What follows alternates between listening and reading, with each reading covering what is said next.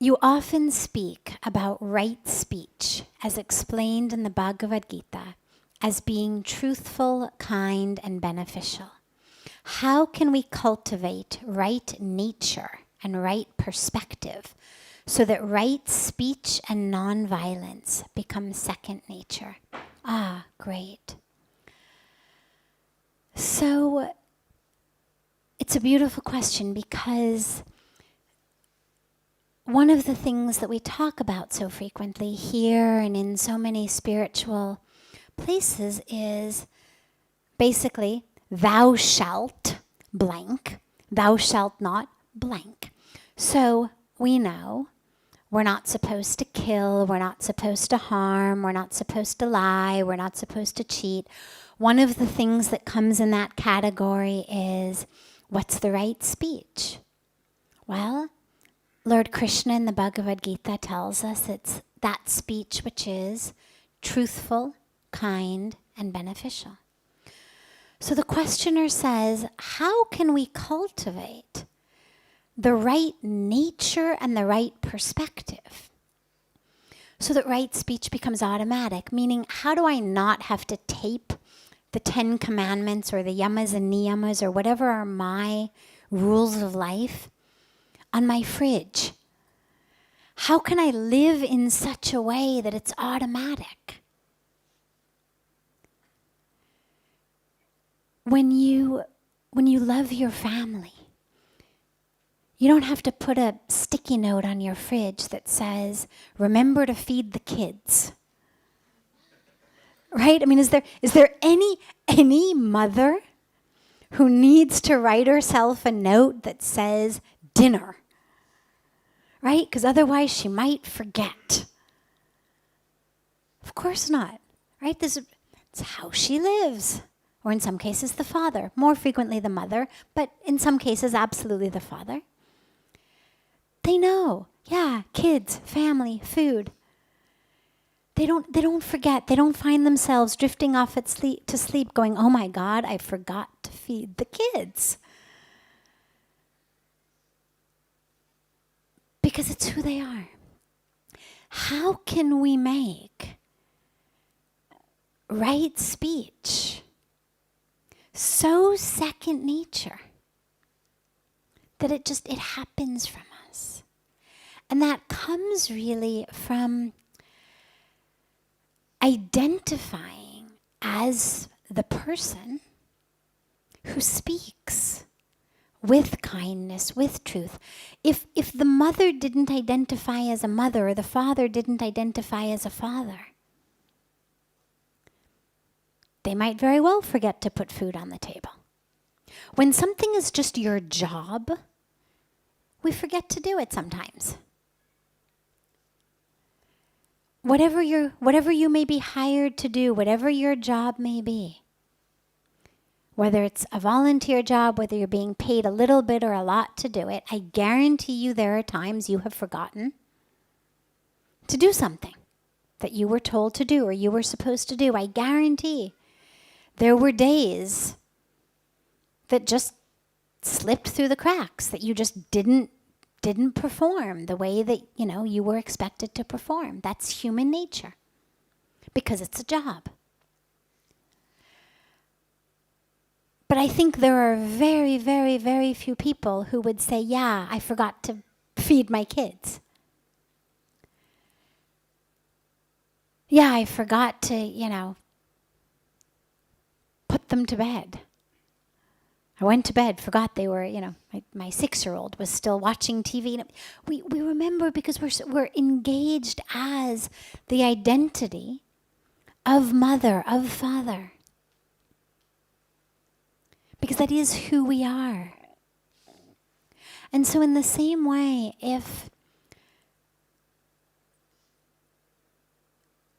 when we're thinking about our identity, in addition to the the fullness, in addition to the ultimate truth of soul, spirit, consciousness. But if I'm looking simply at my identity as one who speaks, my identity as one who performs actions, well, if I identify as a spiritual person, as a dharmic person, a love-filled person, a peaceful person, whatever word I want to use, it doesn't matter. Well, those things, whether it's wrong speech or wrong action, are going to be things that, if they happen from me, automatically something inside rings an alert, because it's not who I am. It's a sense of, wait, something is off. It would be like sticking a cigarette in the mouth of somebody who didn't smoke, right? They'd start to cough. Wait, I don't smoke. I'm not a smoker. In the same way, when we start to live as people committed to a path of spirituality, of love, of dharma, of oneness, then our speech is going to reflect that. Our actions are going to reflect that. And when they don't, when we have a slip, it's going to hit us automatically. And the internal sense of something being off is going to be its own punishment.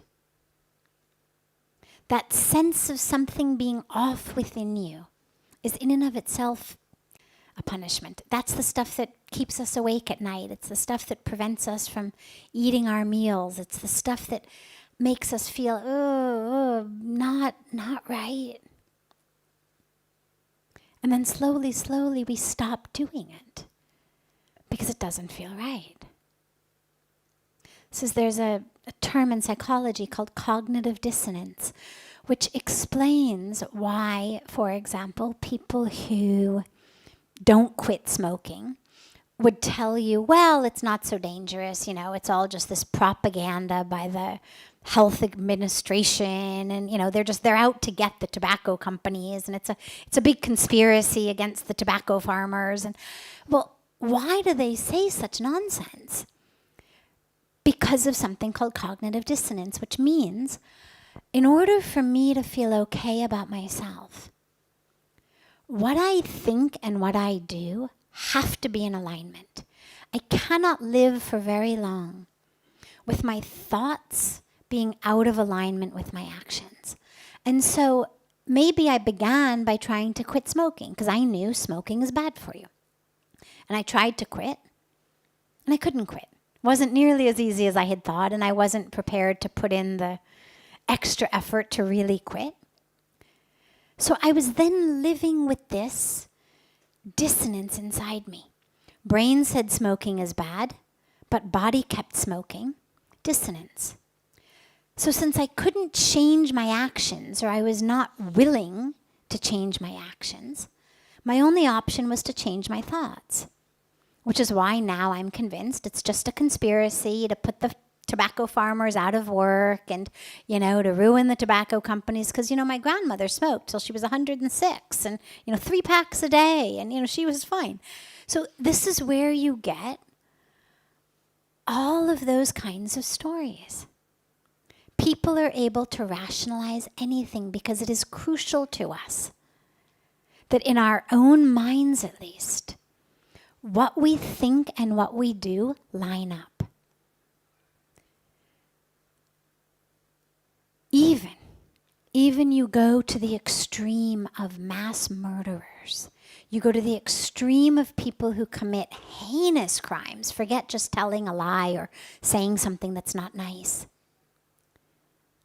The rest of the world may say, oh, they are evil, or oh, they are crazy.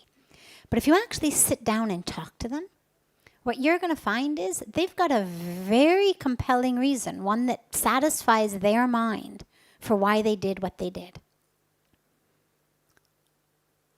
Or they're going to say to you, I'm very sick something is wrong with me.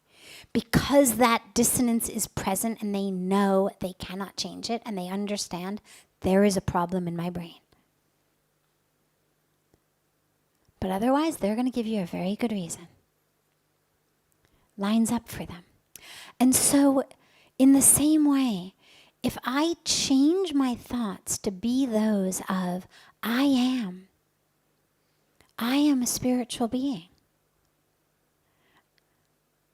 I am love. I am consciousness. I am peace. I spread peace. I spread love. That's what I do. I may do something else on the side, but that's my big commitment. Well, then anything I do that doesn't feel loving and peaceful is going to rub me so badly on the inside that chances are it's going to be worse for me than for whomever it was that I said something not so nice to. And either I then have to change my entire way of thinking about myself, or I have to stop talking like that. Because eventually you get tired of not being able to sleep at night. Eventually you get tired of not feeling good inside you. And so if we hold on deeply and sincerely to the knowledge, I am a spiritual being, I am a dharmic being, I am love, I am peace, I am consciousness. That is what I am here for. I am light. I spread light, I spread love, I spread peace. Then your words and your actions are going to have to start to be that. Or inside you won't be comfortable anymore. So don't worry yet about changing them. Just worry about holding tightly and tenaciously to the knowledge of who you are. And the rest will line up automatically.